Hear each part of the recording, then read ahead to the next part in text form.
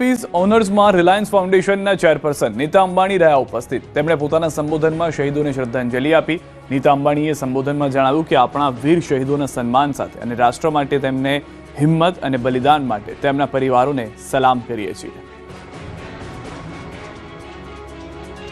My greatest inspiration is India and all the people of India. जो प्यार, जो सम्मान, जो अपनापन हमारे देश में है वो दुनिया में और कहीं नहीं। There can be no greater sacrifice than the sacrifice of those who laid their lives for their nation, who gave up their today so that India can have a safer tomorrow. To all of them and their families, I bow my head in reverence.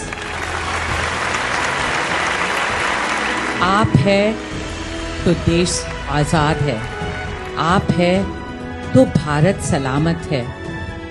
आप सबको मेरा कोटि कोटि प्रणाम।